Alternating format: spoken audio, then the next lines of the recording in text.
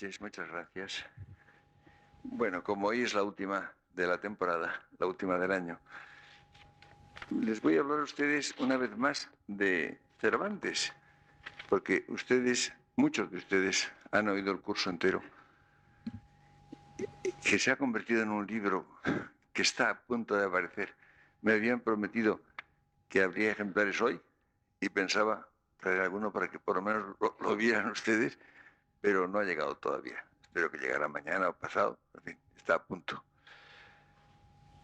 Ustedes recordarán que el título de esta conferencia es La España inevitable de Cervantes. Y he empleado la palabra inevitable en dos sentidos. Por una parte, porque tiene tal relieve que no se puede elegir o no. Ustedes saben que yo en este curso, que se titula España vista en algunos españoles, evidentemente hay una selección de ellos que me ha parecido la más conveniente, pero evidentemente hay un margen de elección y se puede hablar de algunos autores o no. Pero de Cervantes no hay más remedio que hablar. De modo que en ese sentido es inevitable. Pero luego hay otro sentido, que es que la significación que tiene no está reducida a un tiempo determinado, a su tiempo, como ocurre en otros casos, en que se trata de ver cómo ha aparecido España en un cierto momento de la historia y en un cierto contexto. En el caso de Cervantes la cosa va mucho más allá, porque forma ya parte permanente de la realidad española. Es clave española, en un sentido muy riguroso.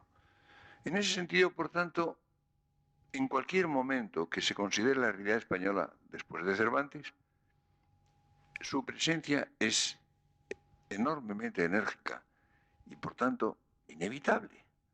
Ven ustedes, por tanto, la razón de ese un poco extraño adjetivo del título. Tiene además la visión que tiene Cervantes de España, tiene una amplitud y una riqueza excepcionales. Y no solamente por el valor intrínseco de Cervantes como escritor, no solamente por su calidad de autor, sino porque su planteamiento de la cuestión, o si la palabra planteamiento no es muy adecuada porque no lo plantea, su manera de vivir la realidad española, no es como otras. Ustedes piensan, por ejemplo, el drama del siglo de oro, del cual hablaremos en este curso. Casi siempre tiene un carácter histórico. La mayor parte en una proporción muy grande, los dramas del teatro clásico del siglo XVII están situados en una época histórica relativamente antigua. No siempre, a veces con fundamento en la realidad, otras veces no. Ustedes saben, por ejemplo, cómo aparece Felipe II, aparece con frecuencia en dramas estrenados en tiempo de Felipe IV, o incluso de Carlos II, o incluso a veces es algo más antiguo. Por ejemplo, El Caballero de Olmedo, que muchos de ustedes han tenido ocasión de ver en escena. El Caballero de Olmedo es una historia de comienzos del siglo XVI, pero el dramaturgo Lope de Vega lo sitúa en el reinado de Juan II, es decir, a comienzos del siglo XV. En la mayor parte de los casos, por tanto, hay una presentación de una España pretérita, no enormemente antigua, pero en fin, del comienzo en general, entre los siglos XV y XVI. Lo que es actual, quiero decir actual del siglo XVII, es la visión que tiene el dramaturgo. De modo que ahí naturalmente es el siglo XVI o el siglo XV o en algunos casos anterior, en la época anterior, vista con ojos del siglo XVII, vista por Lope de Vega o por Calderón o por quien sea en cada caso. Pero en todo caso es una limitación de carácter histórico. Otras veces, bueno, hay una diferencia, sin embargo, que es que en las comedias sí son actuales. Las comedias a las cuales en general se les presta menos atención. La comedia del Siglo de Oro se atiende en general menos que el drama, pero tiene mucha significación. Y es así, esas además reflejan de una manera enormemente viva la vida española y especialmente, muy especialmente la vida madrileña en el siglo XVII. Ahí sí la visión, pero es una visión también reducida, es una visión limitada. En otros casos hay, por ejemplo, unas limitaciones que tienen otro carácter. Por ejemplo, la novela picaresca. Pues la novela picaresca presenta unos ciertos ambientes muy particulares, es una realidad vista de abajo arriba, con bastantes limitaciones. O bien es el caso bastante excepcional que consideramos de Luis Vives, que se mueve en ese mundo interesante, pero limitado, de los humanistas. Hay, por tanto, como ven ustedes, muchas formas de limitación, de afectar a una época o a un aspecto o un estrato social, lo cual limita, claro está. Un caso todavía más llamativo es el que consideramos el otro día, que era Bernal Díaz del Castillo, es decir, la visión exterior, la visión del español en América, que es fundamental, que es decisiva, porque España estaba en América y la hizo, pero evidentemente es una visión también muy concreta, muy parcial. Ahora, en el caso de Cervantes, no. Cervantes habla de una España real, actual.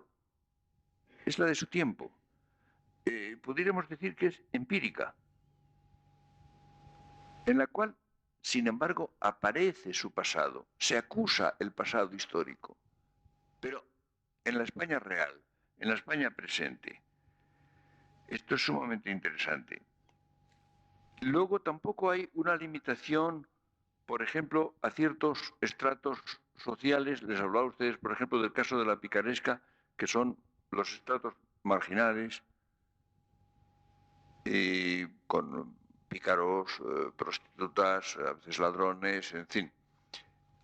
Pero puede haber lo contrario. Recuerden ustedes que este curso lo empezamos con las generaciones y semblanzas o los claros varones de Fernando del Pulgar, y ahí son caballeros y prelados los que aparecían. Es decir, eran las figuras de nivel muy alto. Incluso los reyes, aparecían algunos reyes en estas semblanzas. Como ven ustedes, en muchos sentidos, todo lo que hemos visto hasta ahora y la mayor parte de lo que vamos a ver después, con alguna excepción quizá, son visiones enormemente importantes, pero parciales. Parciales en el sentido histórico o en el sentido social o en el sentido de tomar una perspectiva muy particular. Ahora, esto no ocurre en Cervantes. En el caso de Cervantes nos encontramos con que hay una enorme dilatación de la obra cervantina. La obra cervantina abarca un enorme número de cuestiones, de aspectos, de zonas de la sociedad, de personajes. Eso está un poco disimulado para el lector habitual por la concentración en el Quijote. Es evidente que la imagen del Quijote, el curso pasado yo traté de romper esta limitación, precisamente de presentarles a ustedes la obra entera de Cervantes, engarzada en su vida personal, en su totalidad, incluso atendiendo a muchas obras muy poco leídas y que no constan, que no están en la mente de los españoles. La visión se concentra en el Quijote. Y entonces, además, ocurre este fenómeno. La riqueza de la España que aparece en el Quijote es excepcional, pero no se acaba de tomar en serio. Es decir, en cierto modo, el lector habitual la desrealiza. ¿Por qué? A cuenta de la locura de Don Quijote. Fíjense ustedes que es un efecto secundario. La mayor parte de la gente no se da cuenta de esto. Como Don Quijote está loco, como Don Quijote va a chocar, como hemos visto constantemente con el mundo real, con el cual se comunica en cierto modo a través de Sancho, como vimos, pero de todas maneras choca constantemente, no lo entienden, etc. todo queda puesto en que es la visión de un loco, lo cual lo desrealiza, porque la visión de Don Quijote oculta en cierto modo lo que es la visión de Cervantes. Cervantes sí, Cervantes se sumerge totalmente en la vida española, en el Quijote y en todos los demás libros, pero el Quijote también. Y esto, sin embargo, queda un poco desdibujado para el lector habitual, porque precisamente la locura se interpone, diríamos, como una especie de pauta interpretativa y hace que no se tome enteramente en serio como la realidad española, la que se presenta en el libro, que es extraordinaria. Pero en la obra de Cervantes aparece toda España. Esto es lo interesante, toda. Dentro y fuera de sí misma. Allí donde estaba. Porque España estaba en muchas partes. Está en Italia, está en Lepanto, en el caso de Cervantes, está en Argel, está de un modo menos inmediato en otros lugares que también aparecen en la obra cervantina, si quiere de un modo oblicuo o tangencial. Pero aparece todo. Y esta es una de las grandes condiciones, de las grandes cualidades que tiene la visión cervantina de España. Hay dos rasgos de la actitud de Cervantes en cuanto se refiere a España. Yo los denominaría solidaridad y libertad. Tiene una total solidaridad con lo español.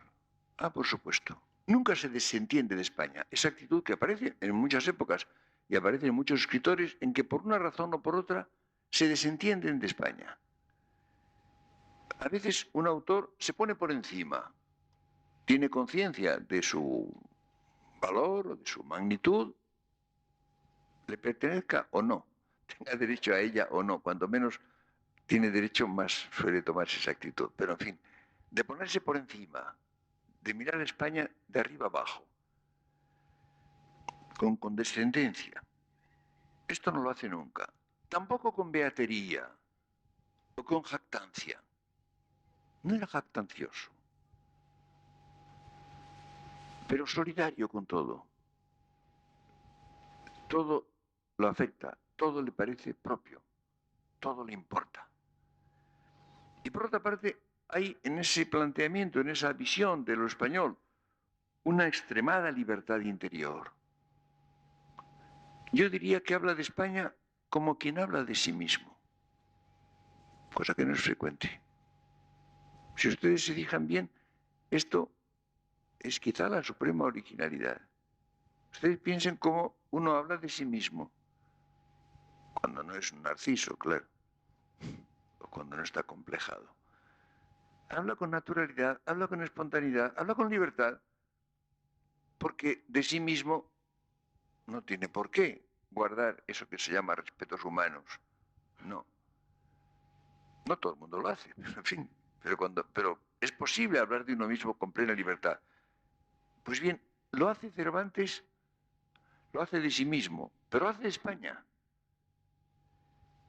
En ocasiones se acusa en su visión de España, en su manera de referirse a ella, se acusa una cierta dosis de desengaño. Es evidente. Él esperaba algunas cosas que no se han cumplido, confiaba en que serían algunas cosas que teme que no se van a hacer. Por ejemplo, la famosa epístola a Mateo Vázquez respira ese espíritu, está completamente impregnada de la conciencia de la necesidad y de la posibilidad de hacer cosas que teme que no se van a hacer, ve que no se van a hacer, pero nunca tiene desilusión. No confundan ustedes el desengaño con la desilusión. Es otra cosa. En Cervantes hay desengaños y respecto a España también. Desilusión nunca la hay. Nunca, ni al final de su vida. Yo diría que la actitud de Cervantes es de complacencia a pesar de todo.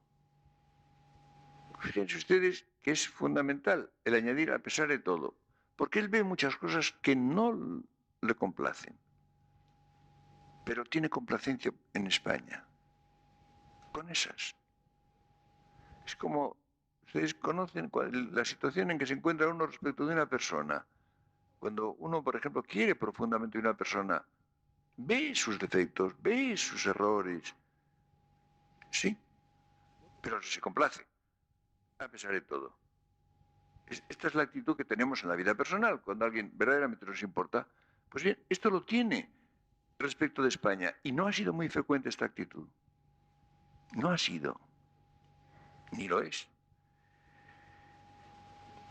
Es decir, no necesita engañarse, ni ocultar lo negativo. No tiene por qué. A Cervantes, diríamos, le gusta España con todo lo que lleva dentro. Lo cual no quiere decir que le guste todo lo que lleva dentro. ¿Comprenden ustedes?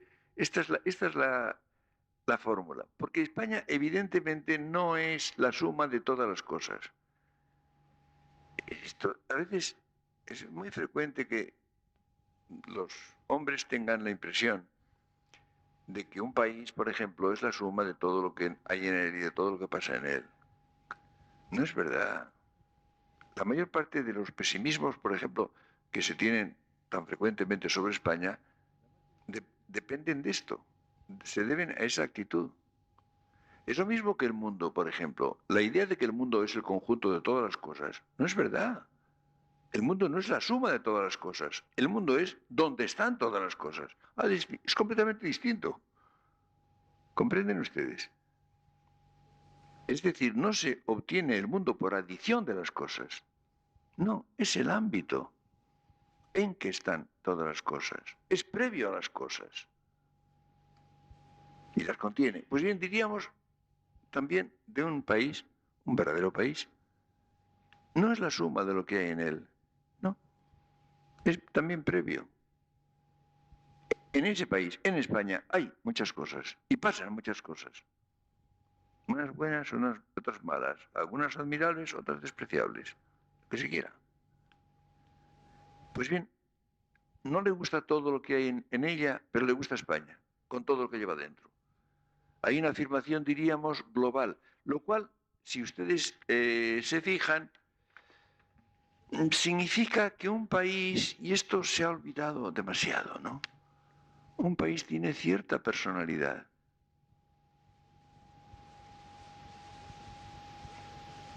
Un país no es una persona, evidentemente. La vida individual no se confunde con la vida colectiva. La única vida real, plenamente real, es la individual, la de cada uno de nosotros. Sí, pero en cierto modo un país tiene una cierta vida que es humana. Se ha señalado muchas veces que este rasgo tan característico de España, de que ha sido casi permanente, casi constante a lo largo de su historia la preocupación nacional, la preocupación por España.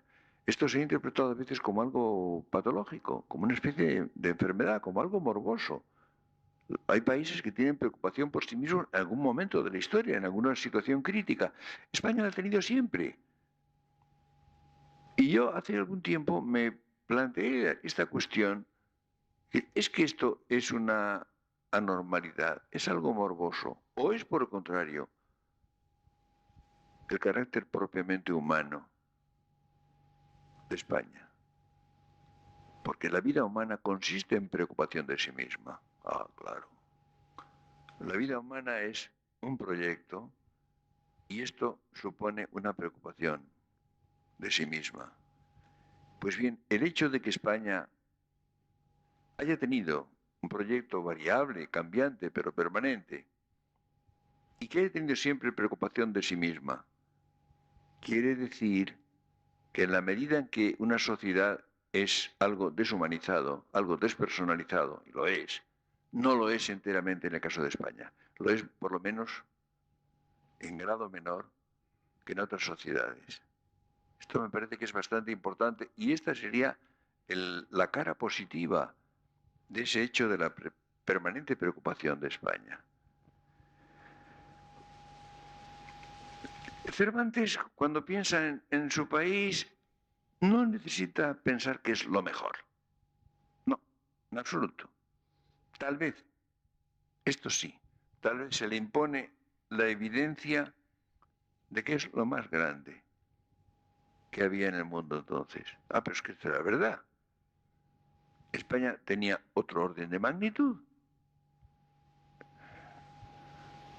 Es como cuando se reprocha a algún hombre, por ejemplo, algún hombre eminente se ha dicho de Ortega que tenía, bueno, conciencia de su valor. Claro, yo he dicho, bueno, es que si no lo hubiera tenido, no hubiera sido inteligente. Claro, ¿qué quieren ustedes? ¿Que no se enterara de quién era? Entonces no hubiera sido inteligente. Pues bien, es evidente que la grandeza que tiene España en la vida de Cervantes, en tiempo de Felipe II y en tiempo de Felipe III, es de una magnitud que no tiene comparación con ningún país de Europa. Las cosas son así objetivamente. ¿Cómo no iba a verlo? Pero no es que piense que es lo mejor, sino que sencillamente tiene esa grandeza. No hace apologías, Cervantes. Lo que encuentra de España, esta expresión parece un poco extraña, es que es sumamente real. Y es que lo es. Es que hay grados de realidad. Casi nunca nos damos cuenta. Si ustedes, por ejemplo, viajan por el mundo, y todos ustedes habrán viajado por el mundo, por partes del mundo, no digo por el mundo entero, pero ustedes habrán visto, por ejemplo, que en cada país se tiene una impresión que es básica.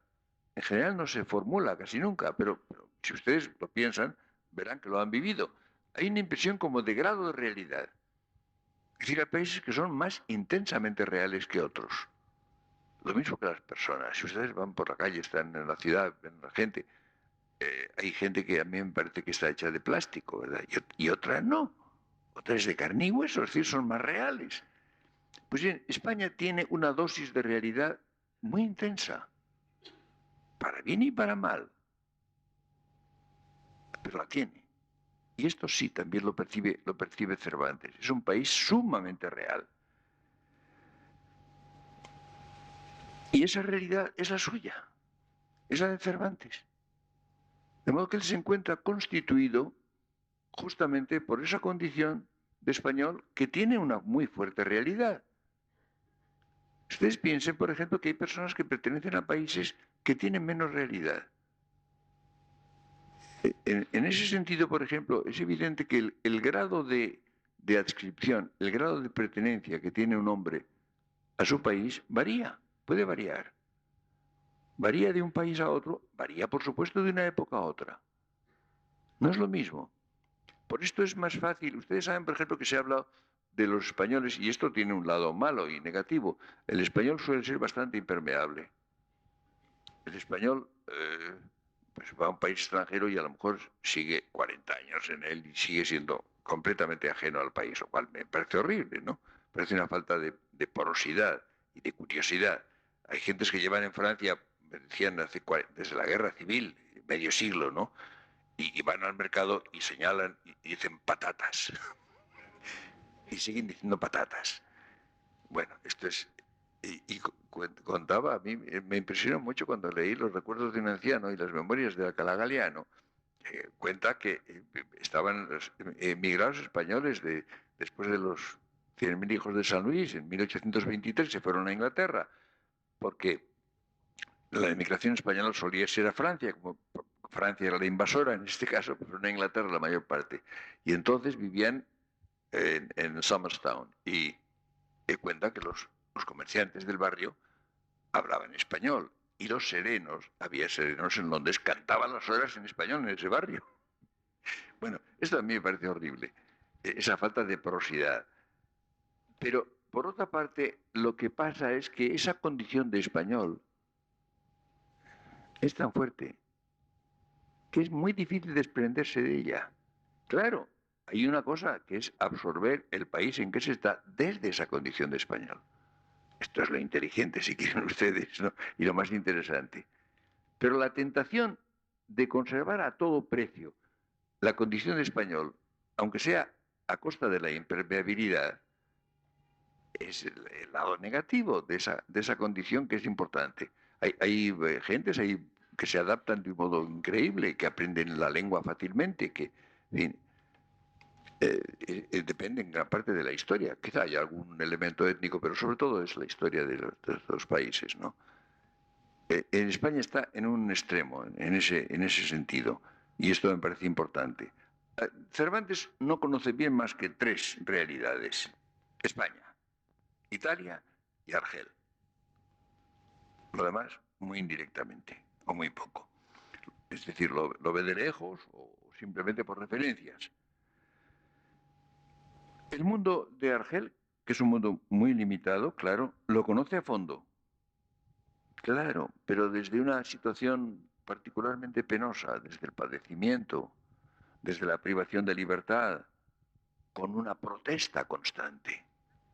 Por eso intenta evadirse una vez y otra. La actitud es la de protesta. Protesta que no le impide, porque lo que no era Cervantes era impermeable. Y él vive profundamente esa realidad argelina que la encuentra atroz, pero le interesa y la vive y la refleja. Italia, por cierto, Italia le parece, en muchas cosas le parece superior a España, sin duda ninguna. Y no le doy en prendas. La ve desde cerca y desde fuera, diríamos. Es la fórmula que yo emplearía. Y claro, tiene una mirada de visitante entrañable y cortés, que se detiene sobre todo, no exclusivamente, pero sobre todo en lo valioso y en lo agradable. Esto es importante. Y hay un elemento, claro, que da un carácter más positivo a la visión de Italia, aparte de que lo merecía en muchos aspectos, que es que no sufre por Italia, no padece por ella. En general, en un país que no es el propio se sufre menos. Se vive menos, claro, pero se sufre menos. Es decir, ha pasado por Italia, pero en el último, lo más recoleto de su vida, no le ha pasado Italia a Cervantes. Es lo que pasa en Italia no lo afecta demasiado. Yo siempre he experimentado que cuando uno está en España, lee uno el periódico y hay, por ejemplo, unas declaraciones de un gobernante o un acto de un gobernante y se lo llevan al demonio, le parece una estupidez o le parece una bellaquería o le parece... Pero cuando está en un país extranjero, si el jefe del Estado o el jefe del gobierno dice algo parecido, pues uno se queda relativamente indiferente. No se llevó en un mal rato. Le podrá parecer que aquello no está bien, desearía otra cosa, pero realmente la tensión no sube. Pues bien, esto le pasa, si quieren ustedes, con Italia, por la cual tiene pasión, admiración y una estimación en muchas dimensiones superior a la que tiene por España. Eso sin duda ninguna. Él, Cervantes, está dentro de España, absolutamente dentro de España, y la lleva dentro. Es decir, España está dentro de él y él está dentro de España. Esa relación que es doble y esencial. Es decir, está hecho de España. La goza y la padece. Son los rasgos que tienen las cosas que nos afectan en la misma raíz. Y por eso en Cervantes hay una absorción de realidad española en un grado que acaso no tiene equivalente. Yo me he planteado si se encuentra en la realidad española, en toda su historia, algún grado equivalente de absorción de la realidad. Yo creo que no ocurre. Piensen ustedes, por ejemplo, en Velázquez. Velázquez está refugiado en la corte. Vive en la corte. Es el pintor del rey. No vive fuera de la corte apenas. Tuvo sus años de juventud en Sevilla, pero no basta. Y Goya, dirán ustedes. Goya con su fuerza, con su aspereza, también es un pintor de corte. Alterna ese mundo de la corte de pintor de cámara con una vida en un medio menestral. Ustedes saben que el artista todavía en el siglo XVIII era un artesano, muy distinguido, naturalmente. Él, además, era de un nivel social no muy alto. Recuerden ustedes, por ejemplo, su relación con Zapater, su amigo Zapater, las cartas a Zapater, por ejemplo, que es lo que revelan, de lo que habla, cómo escribe, con tantas faltas de ortografía, con una redacción muy descuidada. Es decir, a pesar de que tenía unos ojos tremendos y que ve una buena porción de realidad y la ve en profundidad, por supuesto, con todo, si se compara la absorción de realidad que tiene Cervantes, no es comparable. Yo no sé, pero quizá la única figura en la cual se puede encontrar algo comparable sea Santa Teresa de Jesús, a pesar de ser monja. Sí, eso es, si quieren ustedes, una cierta limitación. Pero por otra parte, las fundaciones la llevan de un lado para otro, a todas partes, y se encuentra con las dificultades, y pasa calor, y pasa frío, y pasa hambre, y tiene que luchar con la gente, y tiene que buscar que le den algún dinero, y alguna dama importante le haga un crédito, o le deje una casa, y luego tiene celos de otras gentes, y de otras monjas, y de otros frailes, y va en carro, y yo qué sé, recorre los caminos casi como Don Quijote, como Cervantes. Está entre el cielo y la tierra. Sí, sí, pero con mucha tierra. Si ustedes leen la obra de Santa Teresa, es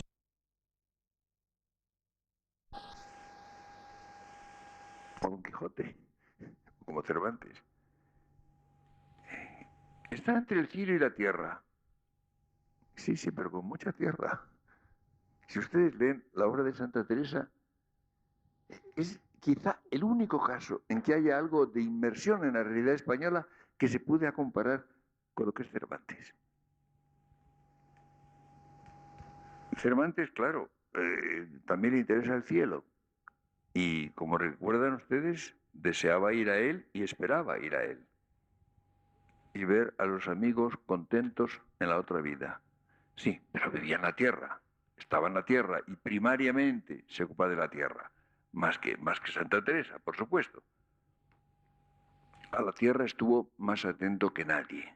Pero quizá esa comparación con Santa Teresa nos puede ayudar a entender lo que es, yo creo, la actitud que tiene Cervantes respecto de la realidad española. Pero hay otro aspecto, que es Lepanto. Lepanto es algo, nos ocupamos de eso muy largamente el año pasado, ¿no?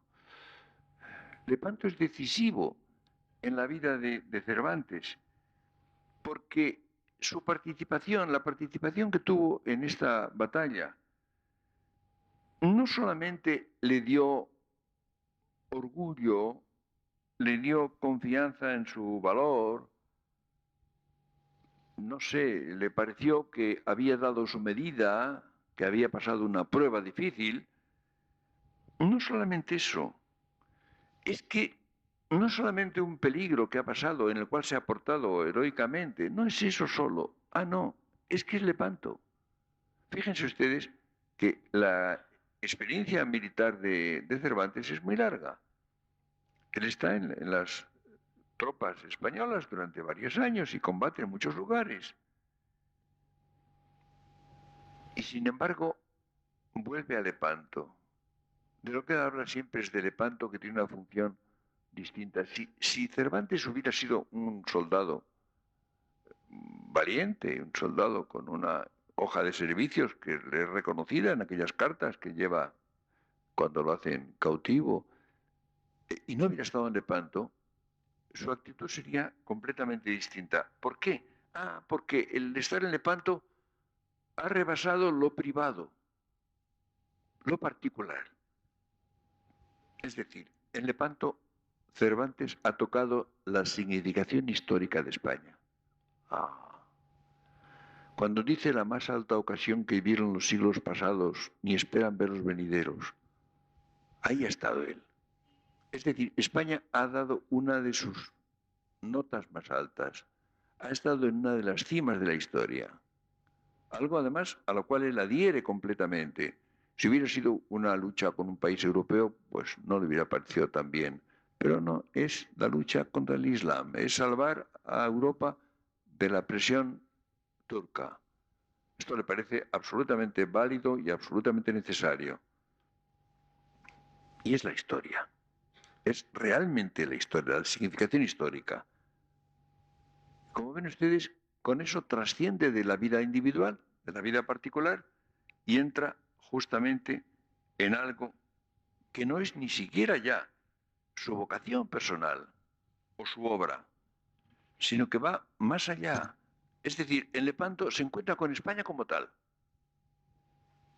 España como realidad histórica y como estaba en el mundo, porque precisamente es una acción transnacional. Ustedes saben que en Lepanto combaten las galeras de España con las de Venecia, las de Génova y las del Papa. Es la cristiandad en conjunto la que se enfrenta con la armada turca.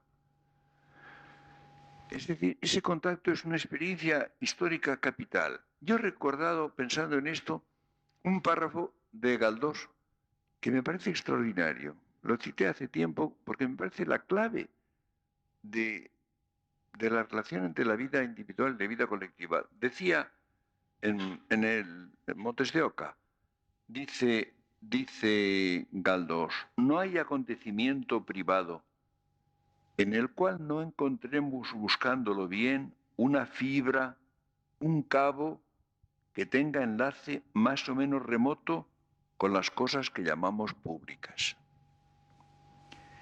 No hay suceso histórico que interese profundamente si no aparece en él un hilo que vaya a parar a la vida afectiva. A mí este párrafo me parece simplemente genial. Creo que es la clave de los episodios nacionales. Y la clave de lo que es la relación entre vida privada y vida pública. Es evidente que nuestras historias, nuestras vidas particulares, están engarzadas en la historia, en la sociedad a la cual pertenecemos, en los países a los cuales estamos vinculados. Pero por otra parte, ningún suceso histórico tiene interés si no aparece justamente unido a la vida privada, a la vida afectiva, dice Galdós, de las personas individuales. Y si no es algo que nos afecta en nuestras preocupaciones, en nuestra manera de ganar el pan, en nuestros amores, en lo que sea, ¿no? Esto es lo que yo creo que es fundamental. Y esto, fíjense ustedes, que esto lo da Lepanto, que por eso tiene una función totalmente excepcional. Lepanto pone a Cervantes, que por una parte estuvo allí, que en segundo lugar ha conservado sus huellas, los arcabuzazos en el pecho y en la mano. La mano le quedó ya estropeada para siempre y ahí no puede dejar de acordarse, ¿no? Es decir, no puede olvidarse que estuvo en Lepanto. Fíjense ustedes, es el lado positivo también de su invalidez parcial. Podía haber pasado, por ejemplo, de los dos arcabuzazos en el pecho. Bueno, eso se curó. Pero lo de la mano se le quedó estropeada. Cuando va a usarla tiene dificultades y es Lepanto. Eso lo recuerda Lepanto. Y eso lo pone en contacto con la historia. Y esa historia, por otra parte, afecta a su vida y a las vidas personales de sus personajes. Ahí está, justamente.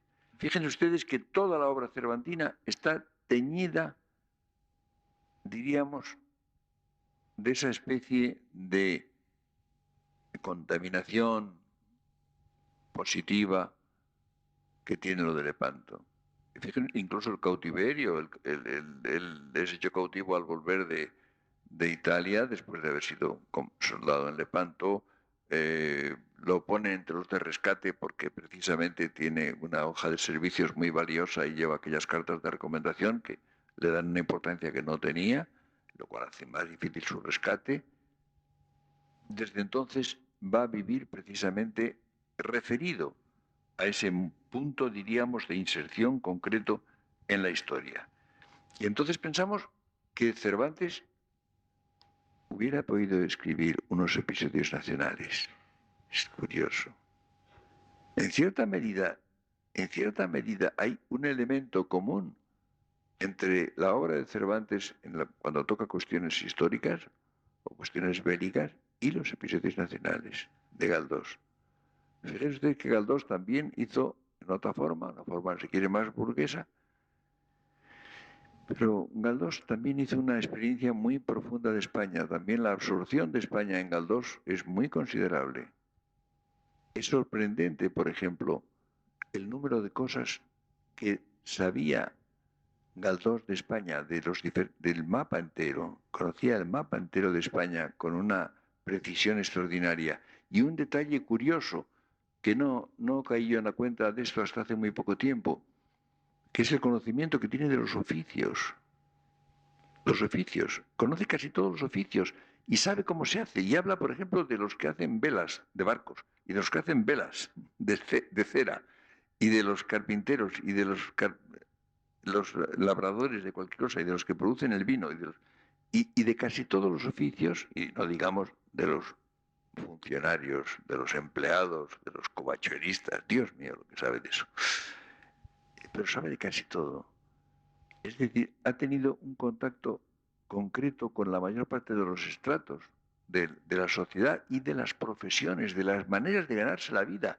No olviden ustedes que la profesión es algo fundamental, porque es que el hombre normalmente, salvo excepciones, se pasa la mayor parte del día trabajando para ganarse la vida en una profesión, lo cual tiene una importancia extraordinaria.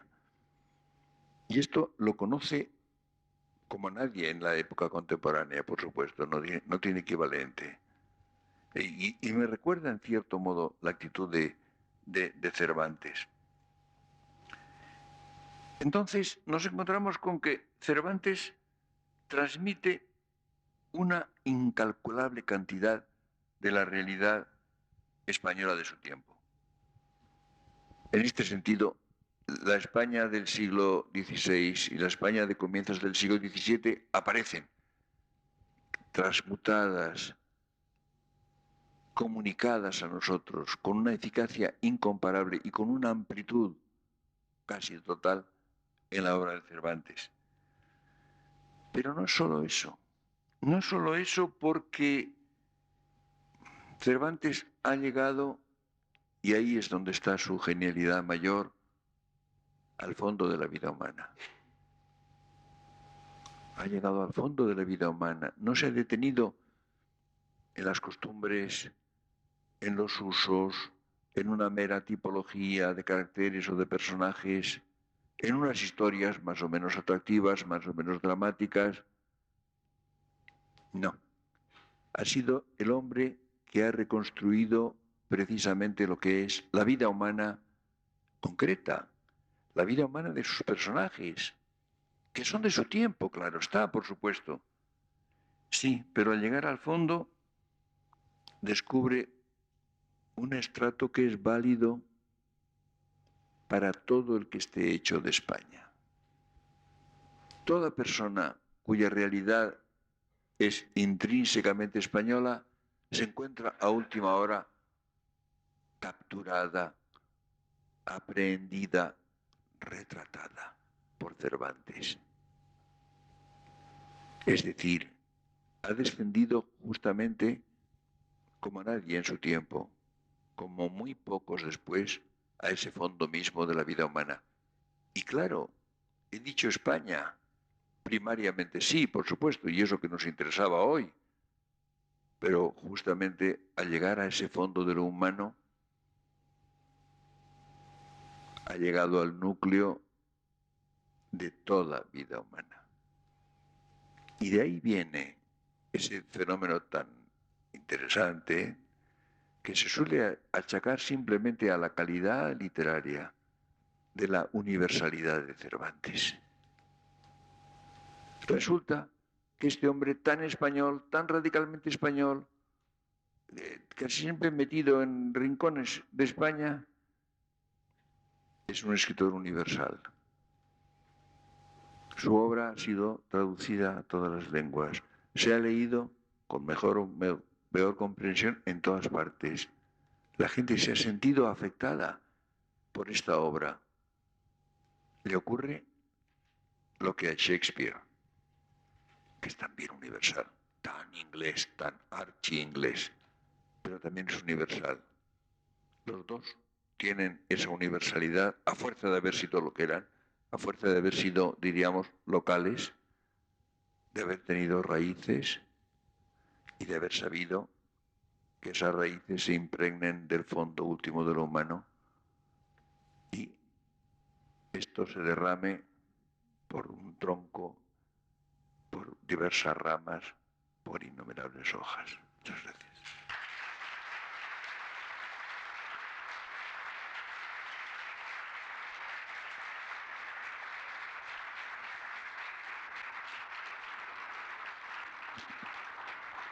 Bueno, felices Navidades y hasta el 15 de enero.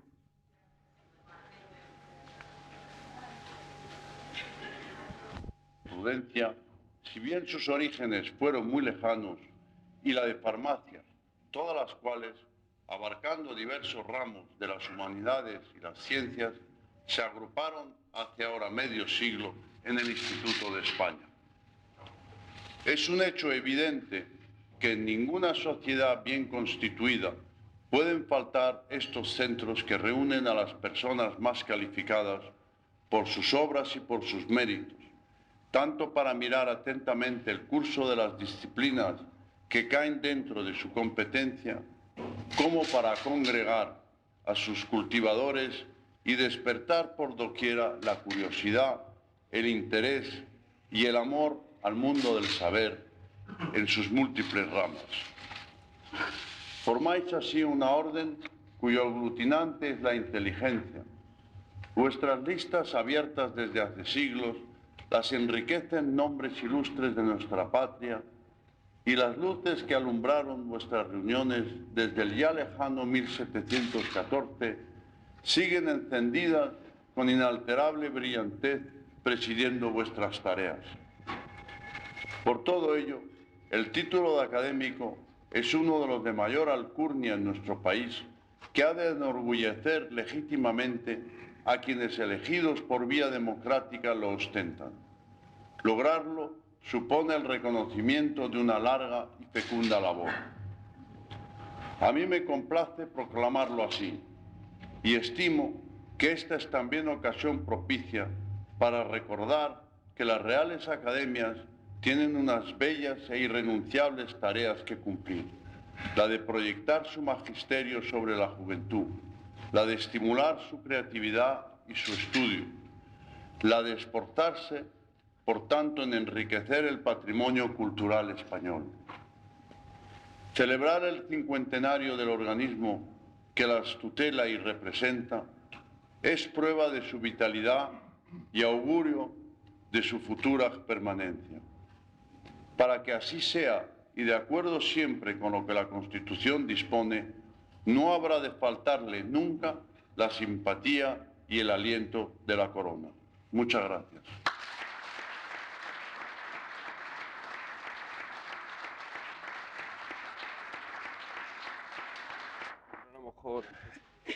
El día anterior les mostré a ustedes una muestrario, una selección de figuras todavía medievales en la obra Generaciones y Semblanzas de Pérez de Guzmán, de Ferran Pérez de Guzmán. Hoy vamos a empezar a ver un reflejo de la España moderna en los claros varones de Castilla o de España. Los dos títulos aparecen en diferentes ediciones de la obra de Fernando del Pulgar.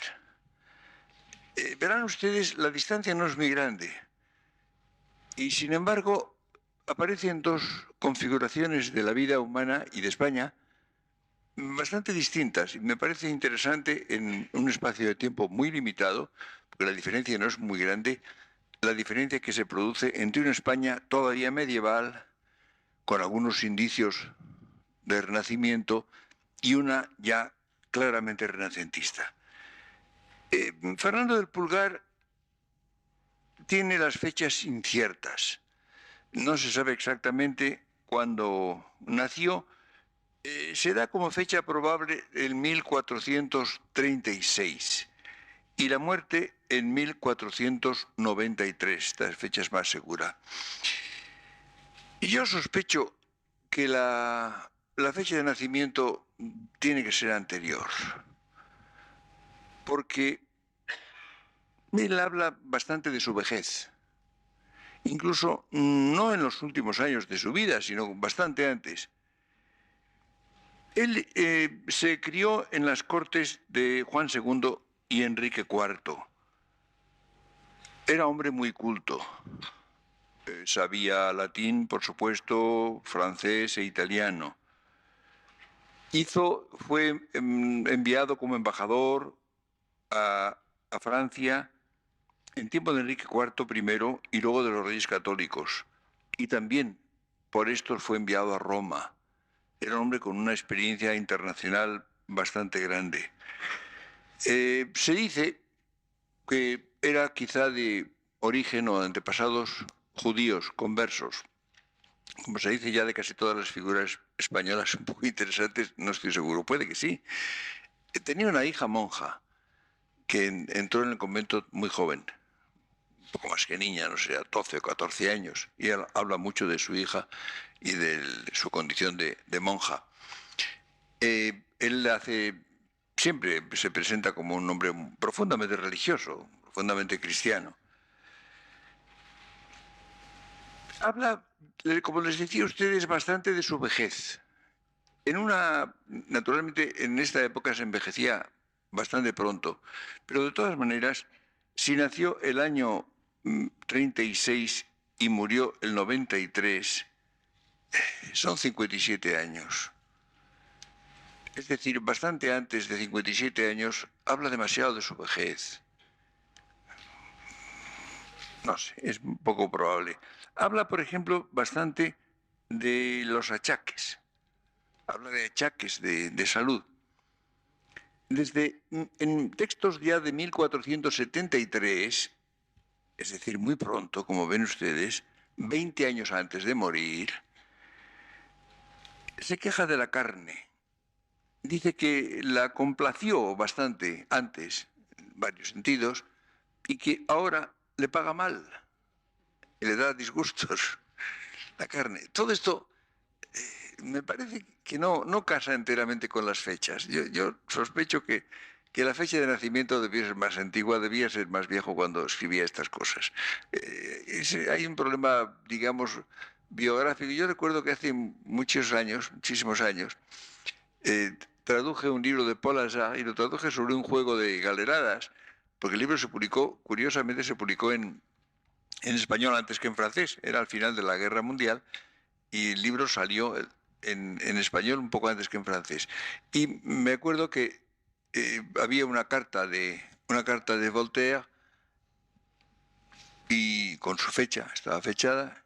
Las galeradas tenían bastantes erratas y como suelo fijarme en lo que leo, pues me pareció raro, la edad que tenía Voltaire. Dije, me parece raro que un hombre de esta edad diga esto. Como tengo una edición grande de obras completas de Voltaire, me puse a bucear en ella y encontré en la correspondencia esta carta. Y efectivamente era de la fecha que decía, solo que con 20 años de diferencia. No recuerdo si era 20 años más viejo o 20 años más joven, pero 20 años de distancia. Te puse en la edición española la fecha real, que encajaba más. De modo que me pasa lo mismo con Fernando del Pulgar. Como saben ustedes, fue secretario de los Reyes Católicos. Su puesto más importante fue el de secretario de los Reyes Católicos y cronista de ellos. La Crónica de los Reyes Católicos es un libro, yo encuentro, fascinante. Es de un interés histórico inmenso y además, como lectura, es un libro delicioso. Y es muy accesible. Yo creo que no lo lee nadie, pero en fin, hay una edición que publicó un historiador que ha muerto ahora hace muy poco, ha muerto muy viejo, ese sí que era muy viejo cuando ha muerto, Juan de Mata Carriazo. Lo publicó en una colección de crónicas españolas que publicó hace muchos años la editorial Espasa Calpe. Y Yo creo que esas crónicas no sé si estarán agotadas, pero por lo menos han estado impresas normalmente, cómodamente para leerlas. Y probablemente, como los españoles no son muy ávidos de leer libros del siglo XV, pues es posible que incluso queden ejemplares y la edición no esté agotada, no me extrañaría nada. En todo caso, le recomiendo. Yo cité bastantes pasajes de esta crónica en España Inteligible, algunos de un interés increíble y bastante divertidos, por cierto. Escribió también una larga colección de cartas, letras, es el título que tiene, que es lo que suelen estimar quizá más los historiadores de la literatura, y unos comentarios a las coplas de Mingo Rebulgo. Ustedes saben que las coplas de Mingo Rebulgo fueron satíricas, era uno de esa literatura satírica del siglo XV, y él hizo un comentario bastante largo, bastante extenso de ello. Y luego escribe Los claros varones de Castilla o Claros varones de España, y es significativo el que haya esta ambivalencia de los títulos, que se publicaron el año 1486. Como ven ustedes, ya muy al fin de siglo. Él tiene mucha admiración por su modelo, que es Fernán Pérez de Guzmán. No solamente lo considera como modelo porque hace un libro parecido al suyo, sino que además le parece excelente, le parece un autor sumamente valioso. Empieza con Enrique IV. Y hay una serie de semblanzas o retratos de caballeros y de prelados del reinado de Enrique IV y sobre todo los reyes católicos. Muchos están cabalgando entre los dos reinados, naturalmente. Es decir, es la segunda mitad del siglo XV. Es la época que cubre el libro de... Por tanto, los albores del Renacimiento.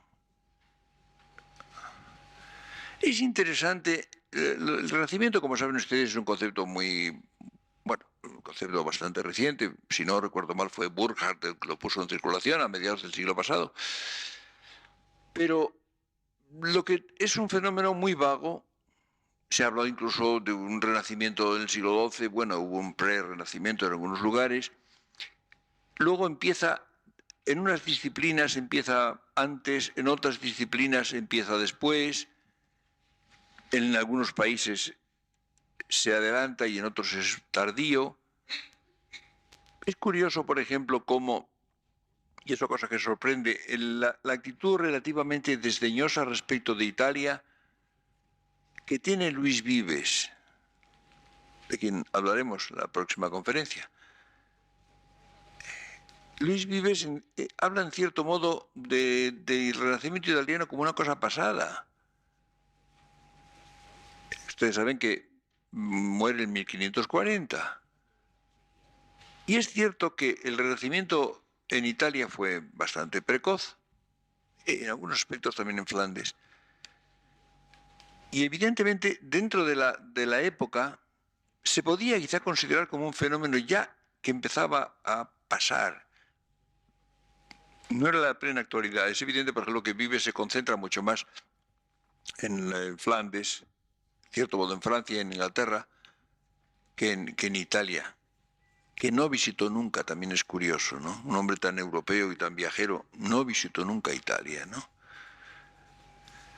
En España, como saben ustedes, el Renacimiento no fue demasiado temprano, pero ya la época de Fernando del Pulgar sí es claramente renacentista. Él es contemporáneo de los reyes católicos, muy unido a ellos, tuvo con ellos una relación sumamente próxima. Ya saben ustedes que me insistía siempre en la fórmula el rey, la reina, y parece que uno de ellos le hizo el reparo de que en alguna ocasión había omitido esta referencia y él entonces puso una vez el rey y la reina parieron una fija para hacer constar la dualidad, el tanto monta. Es interesante, les decía a ustedes que son caballeros y prelados también, en cierto modo.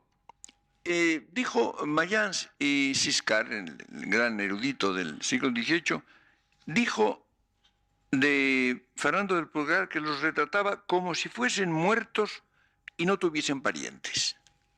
Quería con esto subrayar su independencia, su veracidad e independencia. Puede que no fuera tanto como eso. Quizá exageraba un poco Mayans a mucha distancia. Pero en definitiva, sí, es cierto que hay veracidad y hay agudeza, atención a detalles expresivos, a lo que llamaba Azorín el detalle sugestivo. Y además tiene un gran acierto verbal, era un excelente escritor.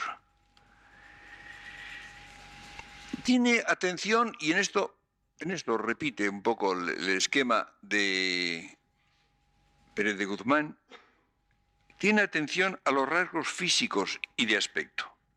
Por ejemplo, dirá del almirante don Fadrique, fue pequeño de cuerpo, fermoso de gesto, era un poco corto de vista, hombre de buen entendimiento. En ustedes esa pequeña semblanza de aspecto y una condición intelectual. El conde de Haro dirá, fue de mediana estatura, tenía las cervices torcidas, y los ojos un poco viscos. Era hombre agudo y de buen entendimiento. Habla muy largamente de un personaje extraordinario, es un personaje, yo no sé cómo no se hace alguna película con él, que era don Rodrigo de Villandrando. Yo hace mucho tiempo que tengo un interés enorme por esta figura. Yo no sé si ustedes conocen, a lo mejor no conocen ni el nombre de don Rodrigo de Villandrando. Y es curioso, no, es una figura un poco antigua, relativamente es del tiempo de Enrique IV, muere todavía en tiempo de Enrique IV o al comienzo de los Reyes Católicos, pero lo que me parece, dice del hombre de buen cuerpo, bien compuesto en sus miembros, de muy recia fuerza, las facciones del rostro tenía fermosas, la catadura feroce. Luego habla de él, por cierto, con mucha estimación. Creo que puedo encontrar una cita bastante interesante.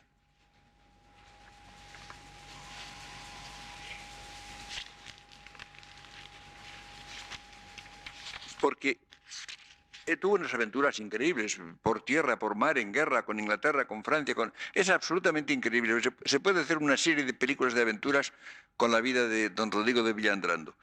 Pero al final dice esto, y al fin veyéndose ya viejo e enfermo de dolencia tal que no podía escapar, Dios, que ni deja al hombre sin punición, ni le niega su misericordia, le dio tiempo en que se corrigiese arrepintiendo. Por cierto, cosa fue maravillosa, ejemplo digno de memoria a los mortales, la gran contrición que hubo, el arrepentimiento de sus pecados, el derramar de las lágrimas que hizo continuamente muchos días antes que muriese, llamando a Dios y pidiéndole con todo corazón que le perdonase o hubiese merced de la su ánima. Y con esta contrición feneció sus días en edad de 70 años. Y por esta fin, que con tal contrición hubo, se pone aquí en el número de los claros varones. Es decir, es el ejemplo de este hombre de vida tremenda, arriscada, de combatiente.